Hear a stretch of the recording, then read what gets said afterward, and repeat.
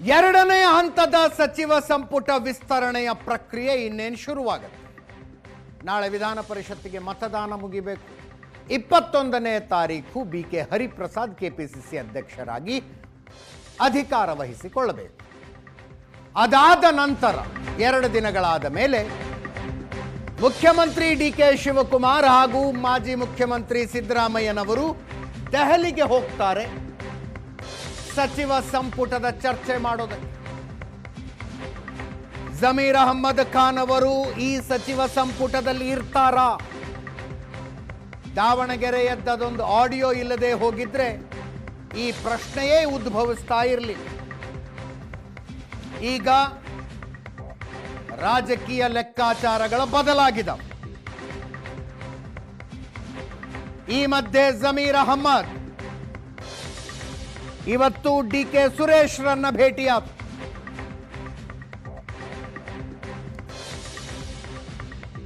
ನಾವಿಬ್ರು ಸ್ನೇಹಿತರು, ತಿಂಗಳಿಗೆ 4 ಸಲ ಭೇಟಿ ಆಗ್ತೀವಿ, ಬೇರೆ ವಿಷಯದ ಬಗ್ಗೆ ಚರ್ಚೆ ಮಾಡಿಲ್ಲ ಅಂತ.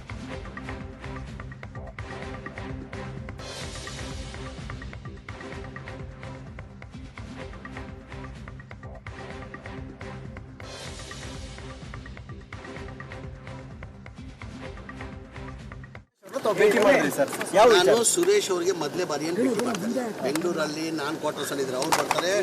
ಅವ್ರು ಯಾವಾಗ ಇಲ್ಲಿದ್ರೆ ಅವ್ರ ಮನೆಗೆ ಬಂದು ಭೇಟಿ ಮಾಡೋದು ನಾವು ಹೇಳೋದು ಸಹಜ. ತಿಂಗಳಿಗೆ 4 ಸತಿ ಭೇಟಿ ಮಾಡ್ತೀವಿ ನಾವು. ಎಷ್ಟು? ತಿಂಗಳಿಗೆ 4 ಸತಿ. ನೀವು ನೋಡಿರ್ಬೋದು ಬಹಳ ಸತಿ. ನನ್ನ ಫೋನ್ ಮಾಡ್ತಾರೆ, ಅವ್ರು ಕ್ವಾರ್ಟರ್ಸ್ ಅಲ್ಲಿ ಕ್ವಾರ್ಟರ್ಸ್ಗೆ ಬರ್ತಾರೆ. ಇಲ್ಲ ನಾನು ಇವ್ರ ಮನೆ ನಾನು ಬರ್ತೀನಿ. ಮಾಮೂಲಿ ಸ್ನೇಹಿತ ಇವತ್ತಿಂದ ಇಲ್ಲ, ನಾವು ವರ್ಷದಿಂದ ಇರುತ್ತೆ. ಏನ್ ಚರ್ಚೆ ಇಲ್ಲ ಸರ್, ನಾವು ಇಬ್ರು ಸ್ನೇಹಿತರು.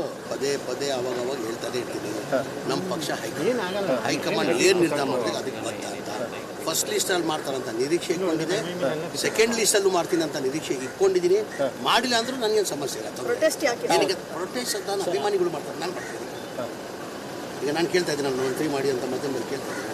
ಅಭಿಮಾನಿಗಳು ಎಲ್ಲದರೂ ಸಹಜ. ಅದು ಅವರವ್ರ ಅಭಿಮಾನಿಗಳು ಅವರವರು.